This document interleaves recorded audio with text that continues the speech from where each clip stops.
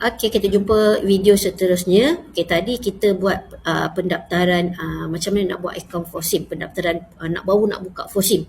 So bila you dah akaun FOSIM, so you dah dapat email, you dah aktifkan, so terusnya you boleh login. Okey, you boleh log masuk dengan ID yang anda telah ada. So saya dah ada login lah, saya punya ID. So bila you login, yang paling penting bila you dah login, you kena kemas kinikan profil anda. Okay, you kena kemaskan profil anda dulu. Lepas kemaskan profil anda, lepas tu masukkan IC lah. Okay, so selepas dah settle tu, anda terus pergi buat pendaftaran syarikat dalam negara dulu. Maksudnya kalau you ada SSM, nak buat mohon BES ke, JMP, HASA, apa semua you kena ada SSM lah. So macam ni adalah SSM saya. So kena daftar dulu. Okay, kalau you nak daftar syarikat, you kena klik maklumat syarikat.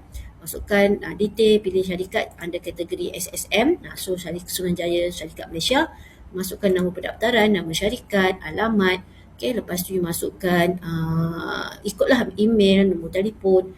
Okay, lepas tu pilih kategori syarikat apa. Kategori syarikat dia sama ada pengilang ataupun pengedar ataupun pembekal. Jadi anda pilih kat sini, lepas tu you uploadkan you punya SSM. So bila itu simpan sementara dan seterusnya. So nanti dia akan terkeluar dalam macam ni lah. Saya dah daftar SSM saya. Okay. So lepas dah daftar SSM, pendaftaran syarikat, baru you pergi buat pendaftaran permis makanan. So kat sini lah untuk buat pendaftaran makanan, you kena klik sini. Okay, bila you daftar pendaftaran permis makanan, dekat mana, you klik dekat sini pendaftaran. Okay, so pergi pendaftaran. Kalau you ada syarikat, you punya ada syarikat. So kalau ada syarikat, you kena tambah syarikat yang anda dah register lah. Macam tadi saya register saya FFS Training contoh. So dia kalau, tapi kalau kata you tak ada syarikat, you tekan tiada syarikat. So bila kalau pilih dah ada syarikat, so kena pilih letakkan nama premis.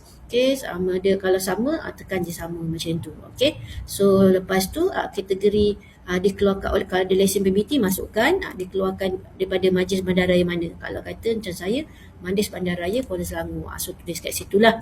Okay, nombor lesen, ni rujuk section muat naik dokumen lah. Okay, nombor lesen yang berkaitan. Kemudian masukkan subkategori permis anda. So kalau anda kategori contohnya adalah bazar Ramadan, okay, dah buat asrama. Okay, kat sini ada juga berkaitan dengan institut polis. Okay, tengok food truck, gerai makan dan jualan, okay, pasar malam, pasar minggu, pasar tamu, pasar tani. Okay, so kategori selain yang lain lah, kita tengok kat sini.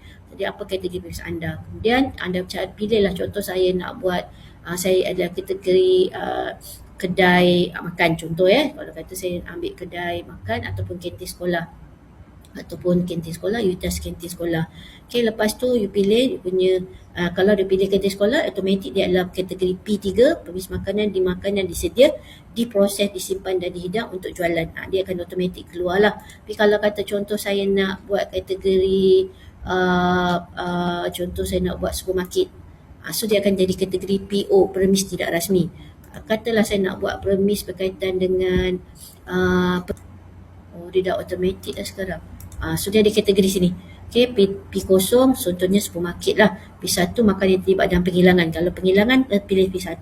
P2 permis makan terlibat dalam catering atau catering makan besar-besaran. So siapa yang nak apply MICE catering, Trust My Catering, kena apply yang ni lah, P2. P3 untuk permis makanan disedia, diproses, disimpan dan dihidang dan dijualan untuk jualan. Contohnya kedai makan, makanan disedia, dimakan, dijual. So ni untuk P4 lah.